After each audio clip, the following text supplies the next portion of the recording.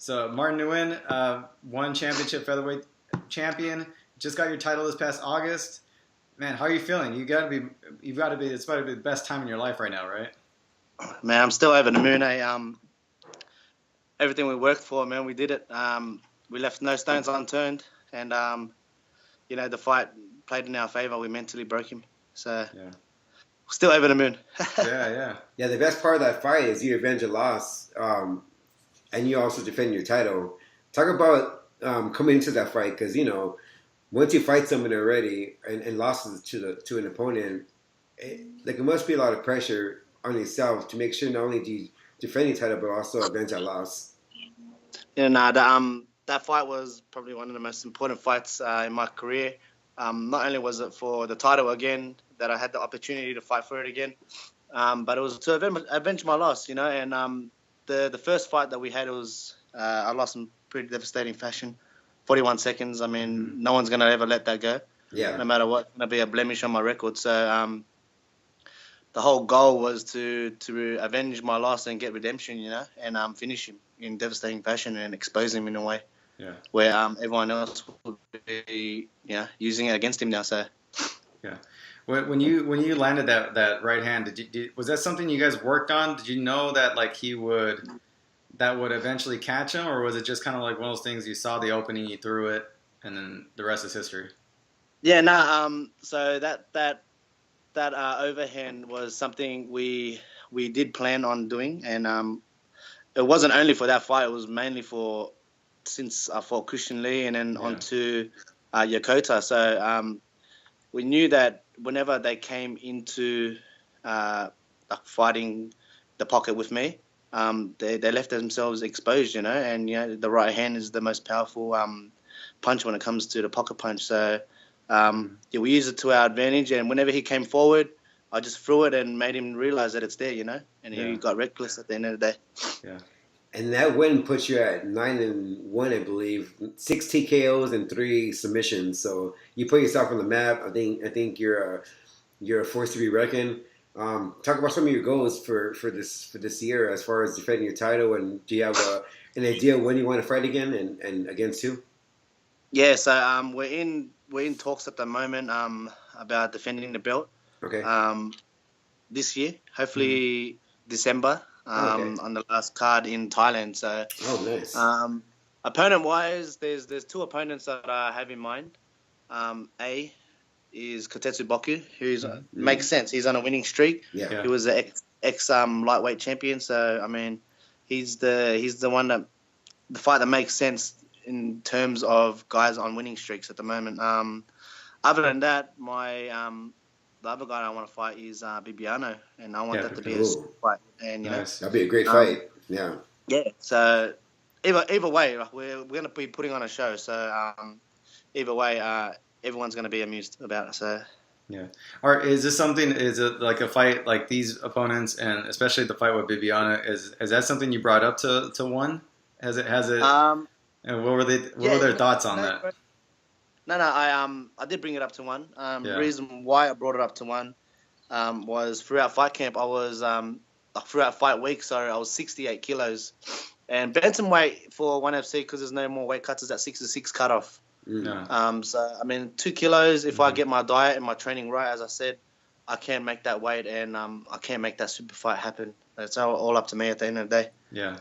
So I want to get back down to 68 first before I actually start calling out Bibiano. But Bibiano knows I'm after him. Yeah. He's shared the post. He knows what's up. But it's up to him if he wants it at a super fight catch weight or at his weight. So it doesn't really matter. I'm down to fight anyone. Yeah. So is that like you're going to be a two division champion at bantamweight and at featherweight? Yeah, if I can make that happen and make history in one, why not? Yeah, for sure. Yeah, because I believe that like your fighting style, and obviously like you're like a good-looking guy who fights really well. I think he can kind of put more eyeballs on your fights as far as the U.S. market can kind of see your fights, because here in America, people want to see fighters kind of go forward and have that devastating finish ability, and you have it. So I think you have sky's the limit for you as well. Thanks, man. 100% finish rate. All our fight camps, we we work on finishing our opponents. Whether it'll be in the first round, the third round, or the fifth round if it gets to that stage. But we're always preparing for a finish and always preparing for worst case scenario. So worst case scenario for us is going to decision. Yeah. So the cardio has to be there. We're professionals at the end of the day.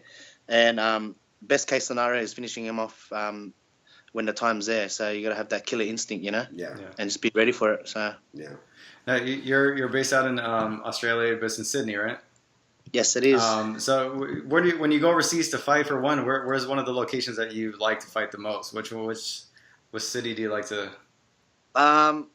To be honest, throughout the 6 or 5 cities that I've been to, I think Singapore would be the closest to feeling at home.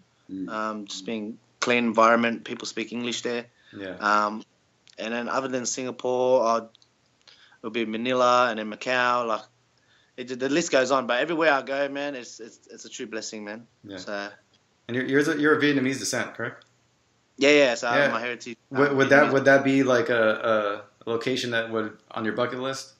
Yeah. So one championship is on the brinks at the moment of cracking into Vietnam, and hopefully if they do that, I'd love to defend my title there if it gets to that stage. But at the moment it's all talks and speculations, but we're trying to crack into there. So.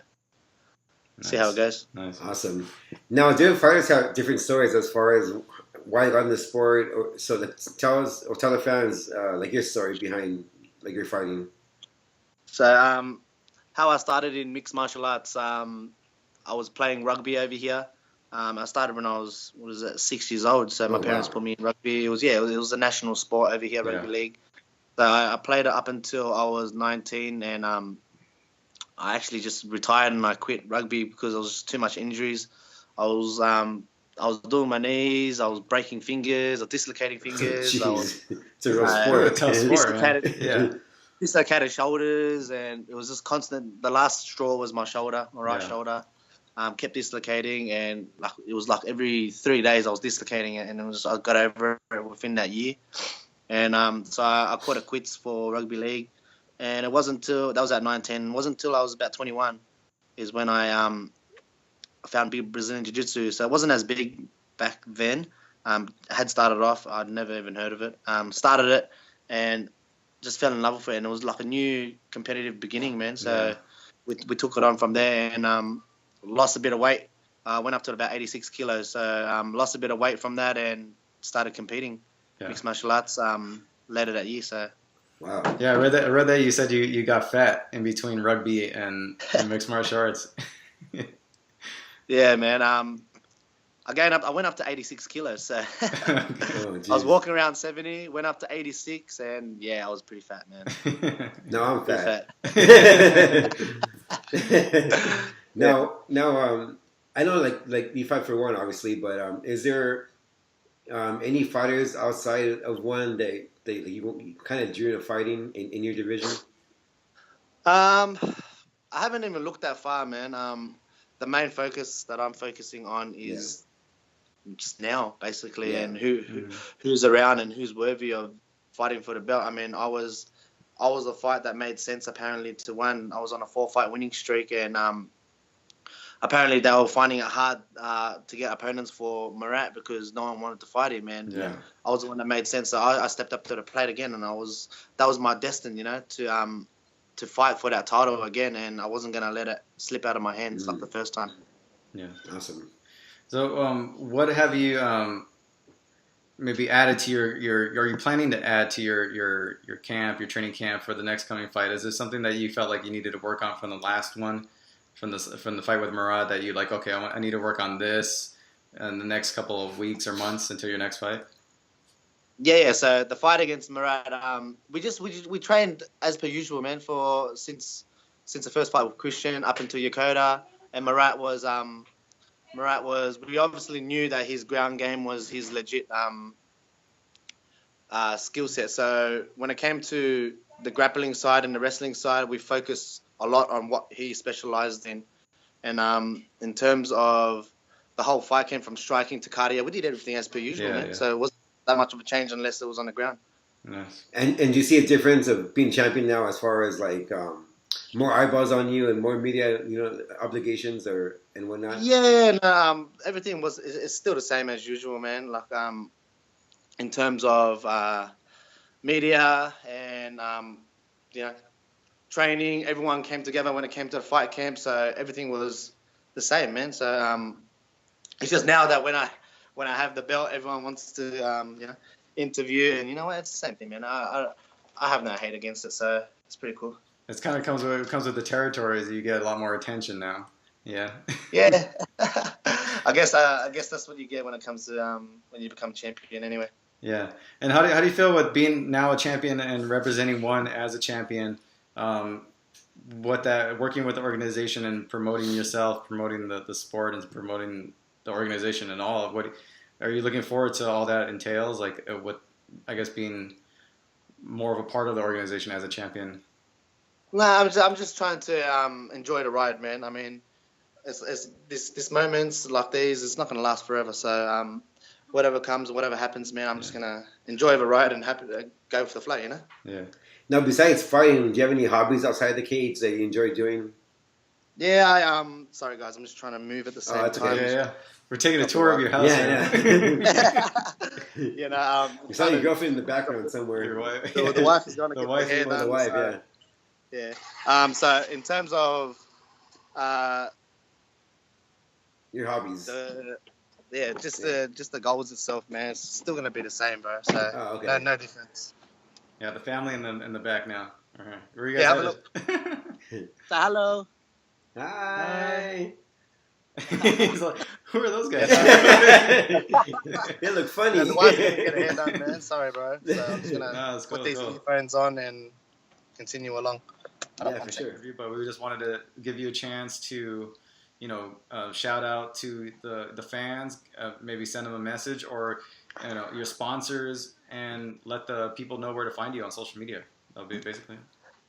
Yeah, no, thanks, bro. So basically, the guys that's been with me from day one will be KMA Top Team. That's the gym that I train with. All the boys from KMA, big up and comers, all on winning streaks at the moment. So far, we're undefeated this year. Yeah. Other guys is Fighters Against Child Abuse Australia. It's a non-profitable charity that I support as well in Australia. Bad Boy has been with me for the whole of this year. Nice. So Bad Boy has been looking after me as well. And just Century Martial Arts Supplies, man. Awesome. Other than that, man, follow me on my Facebook page. Is Martin the Situation Nguyen. Best MMA nickname in MMA game. Yes. Yes, it is. On my Instagram at It's Martin with 2 I's and 2 N's at the end. Yeah. And my Twitter is Martin Nguyen KMA. Awesome. Thank you so much, Martin, for coming on, and we look forward to seeing your progression in one, and you defending that belt, and don't forget to us small people in the future, man, when you get bigger. Nah, never, Bigger. man, never. Thanks, guys. No, you All guys are true blessing, man. True blessing to talk to you guys. All right. Awesome, man. Likewise. Yeah, All right. enjoy the rest of your day, man. Thank you, brother. Thank you, guys. Take care. care, please. All right, bye.